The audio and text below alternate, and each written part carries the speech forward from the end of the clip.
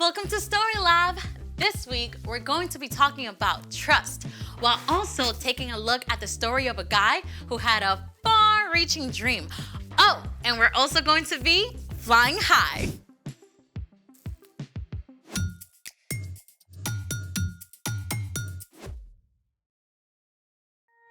Hey there, I'm Amaya. And I'm Zeke. And today we're talking about trust, which is putting your confidence in someone you can depend on. And I'm depending on you to tell me what we're doing today. Have you ever been to the circus? Oh, I went once. And what was the coolest part? Oh, there were these guys getting shot out of cannons and other dudes doing crazy tricks on motorcycles and lions and tigers and bears. Oh my! But what about the acrobat? Oh yes, they were awesome sauce. Did you just say awesome sauce? Hey, it's in the dictionary. Awesome sauce! Extremely good! Excellent! Okay, your point. Acrobats are legit awesome sauce. And they have to be super strong and athletic and flexible and graceful all at the same time. Oh, that must take a lot of work. Exactly. And the most amazing thing is, we get to talk to an acrobat today. No way! Yes, wait. Her name is Grayson, and I'm calling her right now. Hi, everyone. Hey, Hi. Grayson. We're so excited to have you. Thank you for having me. So you're an acrobat? Yes, so I do all kinds of aerial work on trapeze, silks, lyra. The what now? Oh, well, I think I can show you guys some pictures. Trapeze, silks, and lyra. Wow.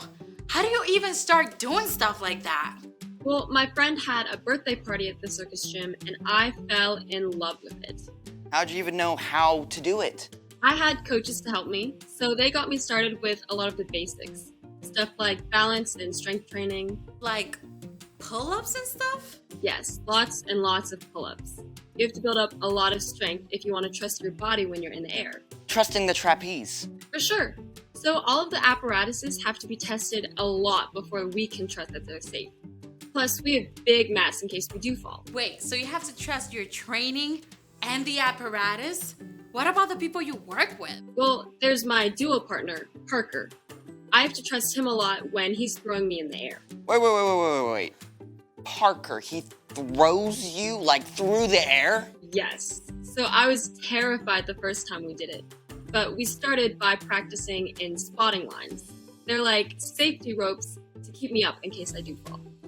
Wow. So you have to trust your coach and your partner, plus the spotting lines, plus your training and the apparatus? All at once. So we have to communicate about everything. That is amazing. Thank you so much, Grayson.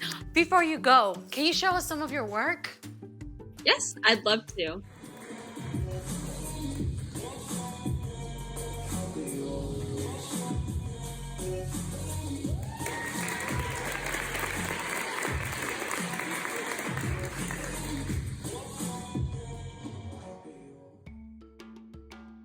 That was amazing. Thank you so much, Grayson. So cool.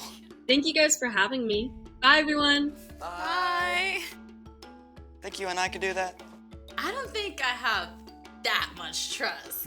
Well, speaking of trust, it's time for... The story before the story. Today, we're in the very first book of the Old Testament, Genesis. God's amazing world was broken by sin. But God chose Abraham and his wife Sarah and promised to bless the whole world through their family.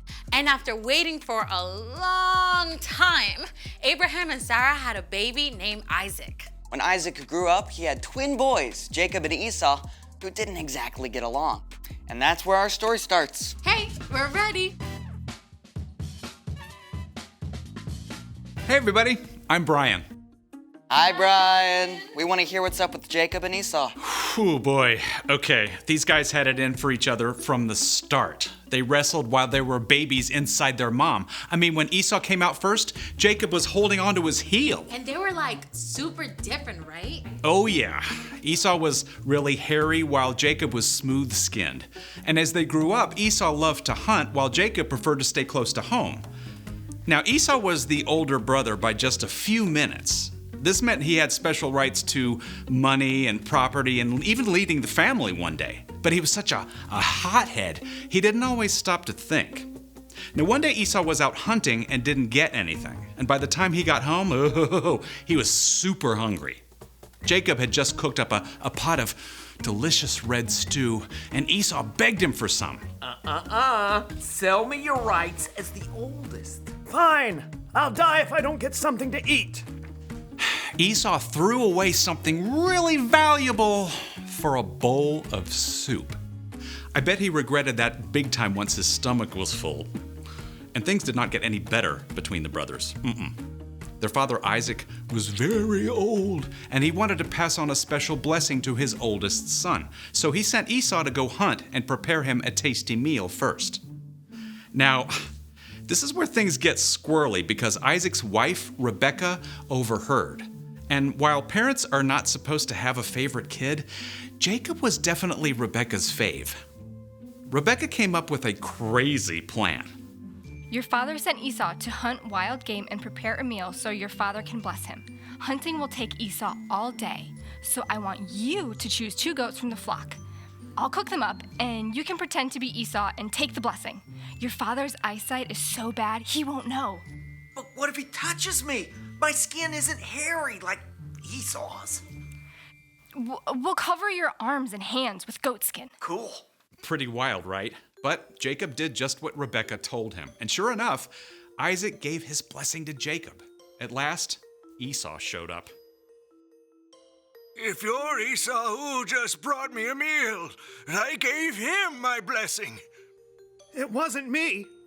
Then your brother tricked me. First he took my rights as the oldest. Now he's taken my blessing. Dad's gonna be gone soon. Then I'll be in charge, and I'll get rid of Jacob. Jacob had won birthrights and a blessing all by being sneaky. But he had made an enemy of his older brother. Rebekah wanted to keep her favorite son safe.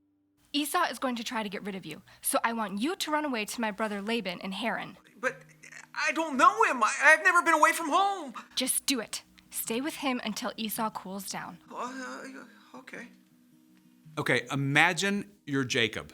You got what you wanted, but it's backfired. You've got to leave home and everything you know. It's a pretty scary place to be. Jacob set off through the wilderness with nothing but his own thoughts. What's gonna happen to me? By nighttime, Jacob arrived at... The middle of nowhere? With no place to stay, Jacob curled up on the hard ground with nothing but a stone for a pillow. Neck crick. But as Jacob slept, the most incredible thing happened. He saw a vision from God. In the vision, a broad stairway reached from the earth all the way up into heaven. Shining angels climbed up and down in a parade that dazzled Jacob's eyes. And most amazing of all, the Lord stood beside the staircase. Now, if you are Jacob, you may not be sure what God thinks of you. I mean, God has promised to bless the whole world through your family, but you've done some pretty sneaky things along the way. God might decide to go back on that promise. Then, the Lord spoke to Jacob. I am the Lord. I am the God of Abraham and Isaac. I will give you and your children the land you are lying on. They will be like the dust of the earth that can't be counted. All nations on earth will be blessed because of you. I am with you. I will watch over you everywhere you go. I will not leave you until I have done what I have promised. The light faded, the vision disappeared, and Jacob woke up. The Lord is surely in this place. Early the next morning, Jacob took the stone he had used as a pillow and set it up as an altar for God. May God be with me and do as he has promised. Then you, Lord, will be my God. Then Jacob continued on his journey to Haran, and that's the end. For now. Okay, so Jacob was kind of messed up. Yeah, but even though Jacob made a lot of not so great choices, God was still with him. God still had a plan to bless the whole world, and Jacob was part of that, even though he was not perfect. Many hundreds of years later, Jesus was born into Jacob's family line. It's a story that we're still part of. So, what is our part in that story? Well, you can trust that God has a plan, even when it's hard to see the path ahead. So, maybe you and your best friend had a fight. You can still trust that God loves both of you and that He is there with both of you as well. You just need some time to cool down. Or maybe you're struggling at home or school or really anywhere and you just don't know what to do. You can trust that God knows. God is in control. Yep. We don't always get to know the details of God's plans, but we do know God promises to make everything right in the end. Even if we mess up along the way. I think you got it. I'm off. So here's the thing. You can trust that God has a plan no matter what's going on. Got it. Now, do you think we can fit a trapeze in here? Grayson is so good. Let's just watch her some more. Awesome sauce. See you next time.